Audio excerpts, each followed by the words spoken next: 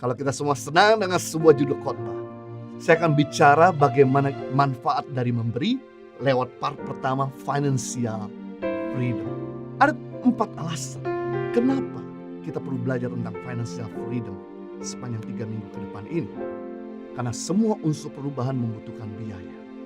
Yang pertama, kenapa kita belajar tentang keuangan? Karena semua unsur transformasi membutuhkan keuangan.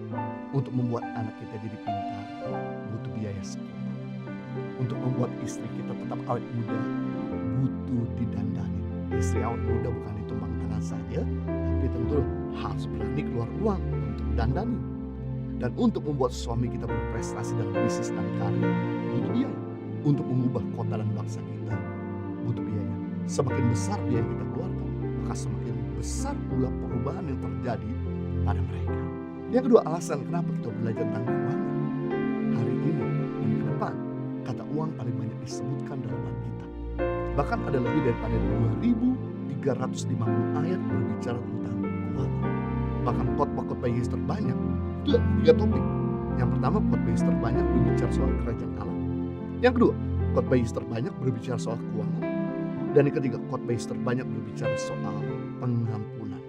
Jadi kalau Yesus dan Alkitab mengutip tentang keuangan ribuan ayat, berarti topik ini sangat penting dan berkualitas. Karena tidak ada pesan yang disampaikan berkali-kali tidak penting dan berkualitas. Yang ketiga alasan, kenapa kita belajar tentang keuangan. Persaingan Yesus yang terbesar bukan Yesus dengan iblis. Iblis sudah dikalahkan 2000 tahun yang lalu. Persaingan Yesus yang terbesar bukan Yesus dengan tokoh-tokoh agama. Tapi persaingan Yesus yang terbesar ternyata Yesus dengan Mamon. Apa itu Mamon? Dewa keserakahan, dewa ketamakan, dewa segala jenis kejahatan. Yesus menyampaikan bahwa levelnya dia bukan dengan iblis. Tapi ternyata Yesus berani mengungkapkan persaingannya Yesus. Ternyata Yesus dengan Mamon. Mari kita lihat firman Tuhan dalam Matius 6 ayat 24. Tak seorang pun dapat mengabdi kepada 2 tuan. Karena jika demikian ia akan membenci yang seorang dan mengasihi yang lain. Atau ia akan setia kepada yang seorang dan tidak mengindahkan yang lain. Kata Yesus, kamu tidak dapat mengabdi kepada Allah dan kepada Mamon. Wow. Jadi rupanya Yesus sudah memberitahu gak ada seorang suci di dunia ini. Gak ada seorang benar di dunia ini. Gak ada seorang yang hebat di dunia ini sanggup mengabdi kepada 2 tuan. Karena jika demikian ia akan mengasihi seorang, membenci yang lain. Ia akan setia kepada seorang, tidak mengindahkan yang lain. Berarti Yesus sedang memberitahu di dalam hati kita ada satu takhta, satu kursi. Siapa yang kita mau tempatkan di atas takhta hati kita? Yesus atau Mamon? Kalau Yesus ada di atas, jelas Mamon ada di bawah. Tapi kalau kita tempatkan Mamon ada di atas, jelas Yesus ada di bawah. Itu sebabnya kalau kita mengasihi Tuhan, pasti membenci Mamon. Sebaliknya, kalau kita mengasihi Mamon, pasti membenci Tuhan. Kalau kita setia sama Tuhan, pasti tidak mengindahkan Mamon. Sebaliknya, kalau kita setia sama Mamon, pasti tidak mengindahkan Tuhan. Karena kita nggak bisa mengabdi di atas 2 perahu. Pilih salah satunya. Dan Mamon, kalau jadi pemimpin, dia akan jadi pemimpin yang bengis dan jahat. Kalau Mamon kita utamakan, dia akan jadi pemimpin yang bengis dan jahat. Tapi kalau Mamon, dia jadi hamba. Dia akan jadi hamba yang baik dan setia. Dan ternyata perceraian terbanyak dan terbesar di Indonesia disebabkan karena mereka tidak bijaksana mengelola keuangan. Menempatkan uang di atas Tuhan, menempatkan uang di atas Tuhan. Berarti kalau kita menempatkan Tuhan di atas uang dan di atas segala-galanya, maka rumah tangga kita aman, bahagia, dan harmonis. Yang ketiga, alasan kenapa kita belajar tentang uang. Ternyata uang bukan akar segala kejahatan, tapi cinta akan uang sumber segala kejahatan. Uang gak jahat karena uang benda mati, tapi cinta akan uang sumber atau cikal bakal segala kejahatan. 1 Timotius 6 ayat 10. Karena akar segala kejahatan ialah cinta uang.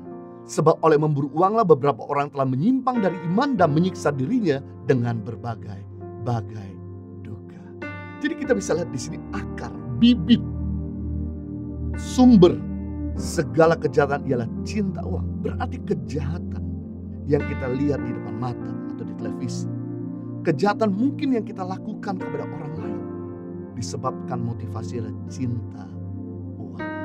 Jadi kalau mau beres dalam kehidupan ini, jangan cabut daun, jangan tebang batang. Kalau cabut daun, beberapa hari lagi daun yang baru muncul. Kalau tebang batang, beberapa bulan lagi batang yang baru muncul. Tapi kalau beres dalam kehidupan, cabut akar. Artinya cabut akar cinta akan uang, milikilah akar cinta akan Tuhan. Jadi kita bisa membedakan antara orang cinta Tuhan dengan cinta uang.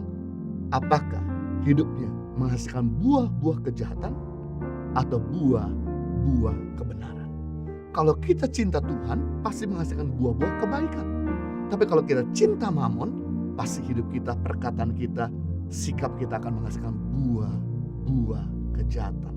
Kita bisa lihat seseorang itu punya hati dari perkataan dan perbuatan, apakah melahirkan hal-hal kejahatan atau hal-hal kebaikan dari hatinya, cinta kepada Tuhan atau cinta kepada mamon. Sebab oleh memburu uang, beberapa orang telah menyimpang dari iman.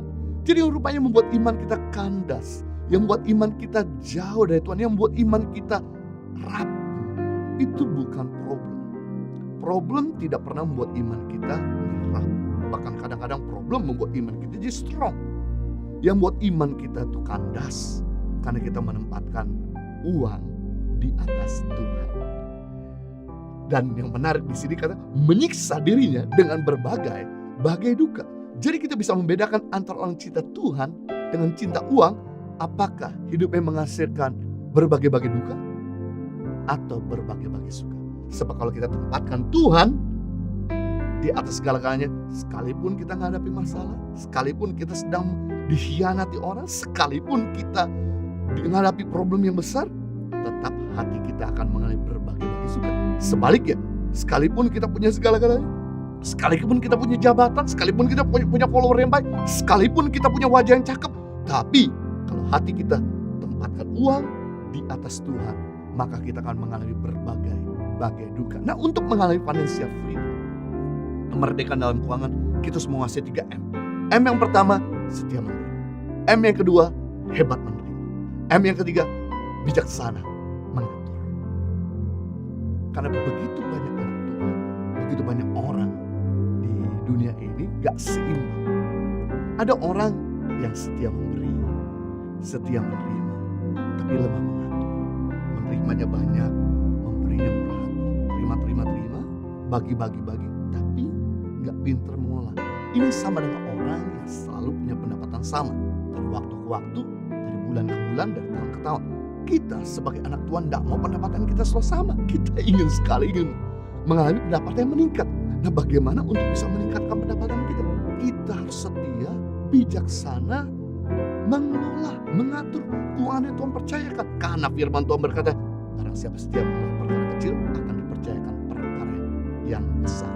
Dan ingat, di dalam Matius pasal 25, hamba yang diserahkan 5 talenta menjadi 10 talenta bukan karena minta-minta, tapi karena setia mengelola perkara yang kecil. Karena setia mengelola yang ada di tangannya. Berarti kita bisa melihat pelipat gandaan terjadi bukan karena minta-minta, tapi pelipat ganda terjadi karena kita setia mengelola. Ada yang kedua yang tidak seimbang anak-anak Tuhan, yaitu setia menerima, setia mengatur, lemah memberi. Menerimanya income-nya besar, mengaturnya cermat teliti, tapi gak pernah keluar, gak pernah ngasih. Terima, ngatur, ngatur, gak pernah ngasih. Ini sama dengan orang pelit kuadrat. Buat apa ada ayat yang berkata berilah maka kamu akan diberi. Berarti kunci diberkati juga belajar memberi. Yang ketiga, ada tipe orang Kristen atau anak Tuhan yang tidak seimbang juga, yaitu setia mengatur, setia memberi, lemah menerima. Mengaturnya teliti, rajin, rapi, polanya baik dan bijaksana. Memberinya generous, murah hati, hatinya besar, punya belas kasihan tinggi, tapi gak punya pendapatan.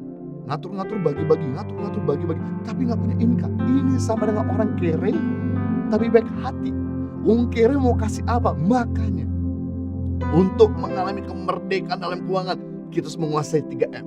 Setia memberi, setia menerima, setia mengatur. Nah, kita belajar pada session pertama ini bagaimana kita setia memberi. Kita belajar manfaat dari memberi yang pertama. Memberi adalah suatu perbuatan kasih. Kita bisa memberi tanpa mengasihi, tapi kita gak mungkin mengasihi tanpa memberi. Kita bisa memberi sedekah kepada pengamen dan pengemis tanpa mengasihi mereka, tapi kita gak mungkin mengasihi tanpa memberi. Sebab di dalam kasih dapat memberi segala-galanya. Waktu Tuhan mengasihi kita, yang Dia beri bukan cuma berkat, yang Dia beri bukan cuma waktu, yang Dia beri bukan cuma mujizat, tapi hidupnya Dia beri. Kalau hidupnya saja Dia beri, apalagi berkatnya, waktunya, mujizatnya, perhatian, pasti Dia sanggup berikan. Sama ketika kita berkata mengasihi anak saya, mengasihi anak kita, pasti yang kita beri bukan cuma waktu, bukan cuma uang, bukan cuma kehadiran, tapi kita bisa beri hidup kita. Sama ketika kita berkata saya mengasihi Tuhan, yang kita beri itu bukan cuma berkat, bukan cuma waktu, bukan cuma tenaga, bukan cuma pemikiran, tapi kita bisa beri hidup kita. Di dalam kasih terdapat segala-galanya. Saya teringat dalam Lukas pasal 10 ayat 27-37 diceritakan oleh Tuhan Yesus dalam sebuah perumpamaan, di mana ada seorang Yahudi yang turun dari kota Yerusalem menuju Yeriko. Dan dalam perjalanan menuju Yeriko, dia masuk ke padang gurun Samaria. Di padang gurun tersebut dia dicegat sama penyamun, penjahat, perampok. Dipukulin dia sampai dia tergeletak berdarah-darah, diambil dan dirampas dan dirampok semua harta benda dan barang, dan sampai berdarah-darah terkapar. Dan Yesus berkata, datanglah seorang imam pada waktu itu ada seorang pendeta yang sudah mengajar banyak firman Tuhan, yang sudah sekolah Alkitab, yang sudah banyak sekali sharing firman Tuhan, mengembalakan sebuah organisasi rohani. Ketika dia lihat orang yang sekarat itu, kebetulan tidak ada dana, langsung dia lewat dari jalur yang berbeda. Dan kemudian Yesus berkata, datanglah orang Lewi, hal yang sama, rupanya buah jatuh tidak jauh dari pohonnya. Kalau pemimpinnya terlalu mikirin diri sendiri, maka pengerjanya dan jemaatnya mikirin diri sendiri juga. Ketika dia lihat orang yang sekarat, Lewi itu bicara soal orang Kristen sejak lahir. Orang Kristen yang sudah melayani, dia biasa melayani di rumah Tuhan.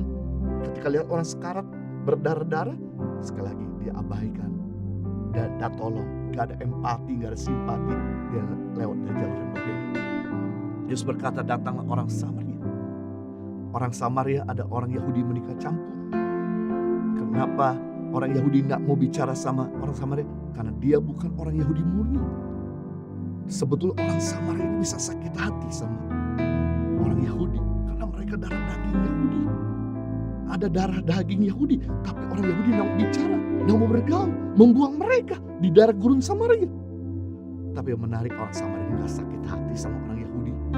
Ketika dia lihat sekarat terkapar berdarah-darah, langsung disamperin, diobati luka-lukanya, dibasuh segala kotorannya, dan kemudian dikasih minum, digotongnya ke atas keledainya, dibawa ke rumah sakit, dan dibiayakan semua pengeluaran yang dibutuhkan.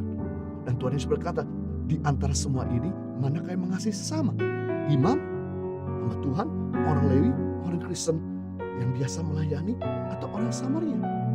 Jelas jawabannya adalah orang Samaria.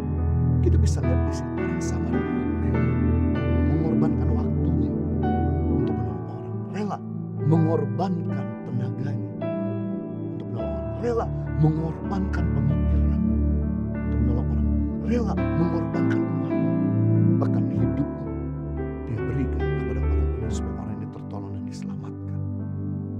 Dalam kasih pasti kita bisa memberi segalanya. Yang kedua, manfaat daripada memberi, terlebih berbahagia memberi daripada menerima. Kisah Rasul 20 ayat 35. Rasul Lukas berkata, dalam segala sesuatu telah kuberi contoh kepadamu. Bahwa dengan bekerja demikian kita harus membantu orang-orang yang lemah. Dan harus mengingat perkataan Tuhan Yesus. Sebab ia sendiri mengatakan adalah lebih berbahagia memberi daripada menerima. Wah, saya tahu bahwa kita suka dengan namanya diberi hadiah, dikasih doa, dikasih perhatian, dengan diampuni, diberikan senyum, diberi like, bahkan kita punya media sosial, di follow, kita semua senang. Tapi Yesus mengajarkan lebih senang lagi, lebih berbahagia lagi ketika kamu belajar mengampuni, ketika kamu belajar mengampuni, ketika kamu belajar mendoakan, ketika kamu belajar untuk tersenyum bagi musuh lebih dulu. Wow, Yesus sedang mengajarkan untuk kita naik level, memberi senang, tapi lebih senang lagi ketika kita memberi, mengampuni, dan lain sebagainya. Dan ternyata perkataan Tuhan di sini diteliti oleh anak-anak mahasiswa Oregon, Amerika Serikat. Apakah benar bahwa memberi itu lebih berbahagia daripada menerima?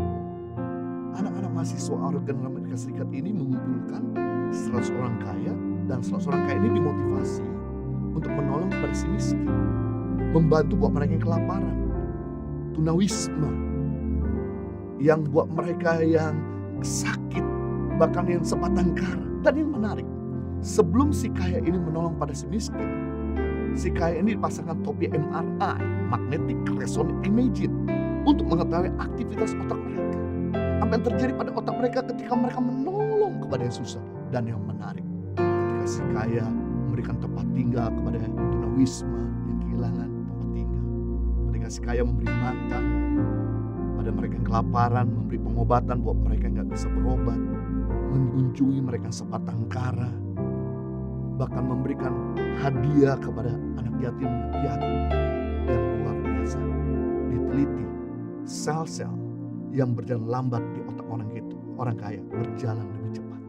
Bahkan sel-sel yang mati di otak orang kaya itu tercipta regeneration cell, sel-sel yang baru. Sama dengan kebahagiaan orang bercinta dan menikmati makanan enak. Amazing. Memberi itu kebahagiaan sama dengan orang menikmati makanan yang paling kita suka dan bercinta. Gak bisa dipungkiri, perkataan Tuhan Yesus bisa dibuktikan secara ilmiah. Dan yang menarik, ketika hati kita gembira, ketika kita bahagia, Amsal 17 ayat 22, hati yang gembira adalah obat yang manjur. Amazing, banyak orang hari-hari ini ingin mendapatkan vaksin yang paling manjur. Tapi saya beritahu, sekalipun kita bisa divaksin yang paling canggih, memang kita bisa mungkin tidak terserang oleh COVID, tapi ada kemungkinan besar karena hatimu pahit, hatimu yang gak generous, hatimu yang tidak bersih, maka penyakit yang lain akan masuk juga.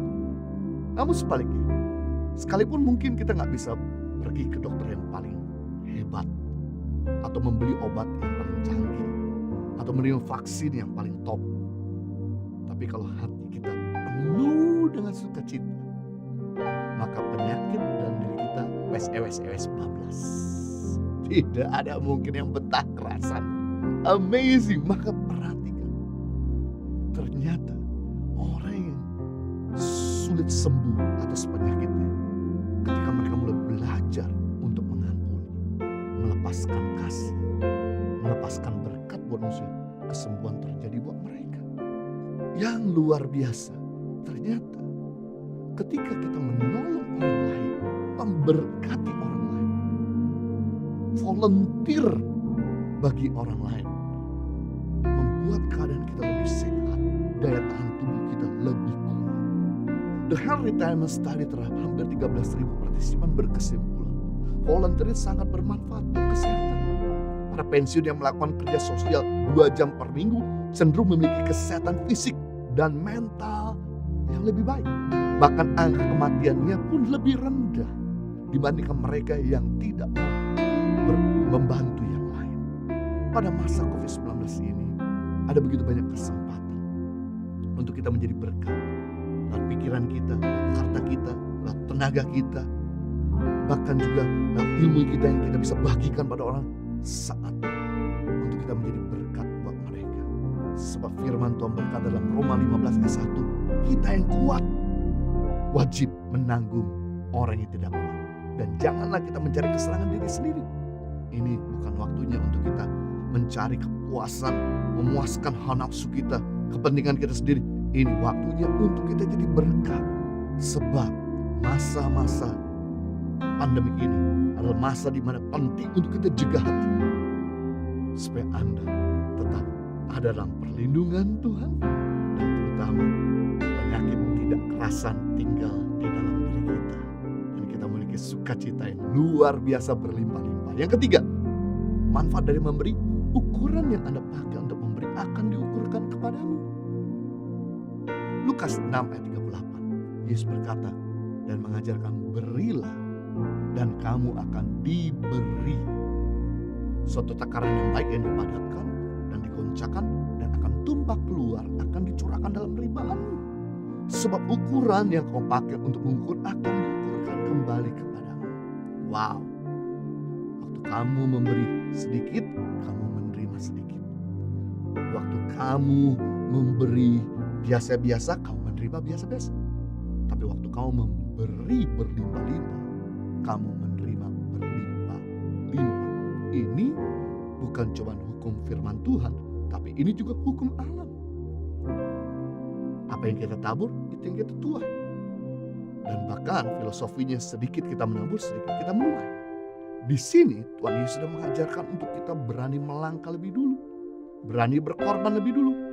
Berani untuk kita step of faith lebih dulu. Korban dulu.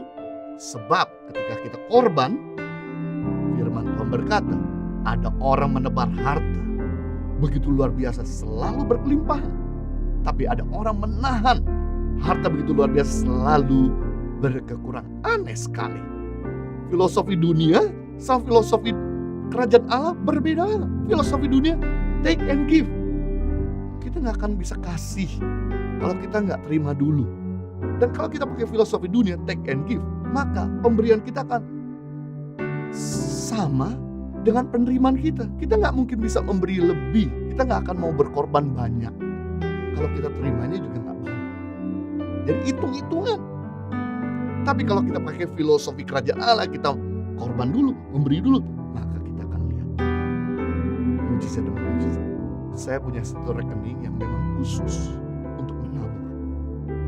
Dan rekening inilah satu-satu rekening yang gak pernah ada kosongnya. Sempat kosong 1-2 hari, lalu diisi lagi sama Tuhan. Sejak masa pandemi, rekening ini kami khususkan untuk menolong mereka yang membutuhkan. Inilah rekening satu-satunya selalu diisi sama Tuhan. Amazing, luar biasa. Jadi prinsip kasih itu seperti mesin dalam sebuah ATM. Kita tidak akan pernah bisa narik uang di mesin ATM kalau kita nggak pernah mendeposit. Dan kita nggak akan pernah bisa narik banyak kalau kita nggak depositkan banyak. Kita akan tarik banyak kalau kita depositkan banyak. Sama hal, kita nggak akan pernah menarik perhatian dari sesama kalau kita sendiri nggak pernah memperhatikan mereka. Kita tidak akan pernah disenyumin tetangga, disapa tetangga kalau kita sendiri nggak pernah menyapa dan senyumi mereka. Kita ini tidak akan pernah dijadikan oleh istri kita raja kalau kita nggak pernah jadikan dia ratu. Kita ini tidak akan pernah dikasih ucapan happy birthday kalau kita sendiri nggak pernah memberikan ucapan happy birthday. Jadi suatu kali ada orang nggak tahu malu mencantumkan status media sosial, hari ini saya ulang tahun, tapi nggak ada seorang mengucapkan happy birthday.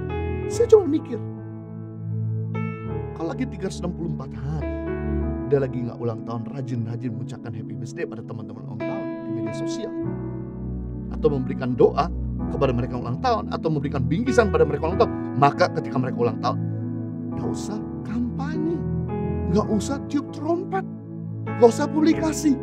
Orang-orang yang pernah kita ucapkan, mereka mengucapkan kita happy birthday.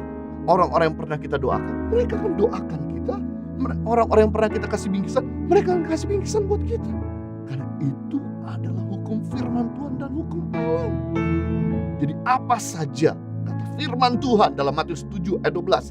Segala sesuatu yang kamu kendaki orang lain perbuat kepadamu, perbuatlah demikian juga kepada mereka. Karena itulah isi seluruh hukum Taurat dan kitab para nabi. Jadi isi seluruh hukum Taurat, artinya seluruh perjanjian lama. Kalau kau pengen dipromosikan orang lain, promosikan lebih dulu. Kalau kau pengen dikasih like orang lain, like dulu. Kalau kau pengen di follow orang, pernah di follow dulu dia. Kalau engkau ingin diberkati orang, berkati lebih dulu. Karena engkau pengen gak diomongin orang, jangan pernah ngomongin orang.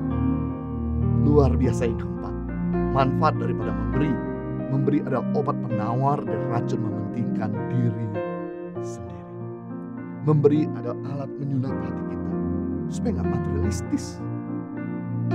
Daging ini kalau terus menerima, lama-lama jadi besar dan kemudian jadi penyakitan.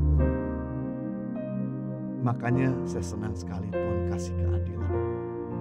Ada satu lubang di depan, ada satu lubang di belakang, dan input sudah output. Hal yang sama. Kalau kita terima, belajar membagi. Supaya apa? Supaya jangan jadi racun. Makanya kalau kita pagi-pagi habis sarapan, biasa perut kita mulai mules. Ketika kita ke belakang, setelah dari belakang kita rasa lega banget. Tapi apa yang terjadi kalau perut kita mules, kita simpan, kita diamkan, 1-2 hari akan kita menderita. 1 minggu kemudian kita bisa mati. Bisa jadi racun apa yang ada di dalam ini, sampah-sampah yang dikeluarin. Sama hal kalau kita lagi disupirin orang, duduk di belakang. Apalagi kalau jalannya berliku-liku, pasti kita mual, pengen muntah. Nah, ketika kita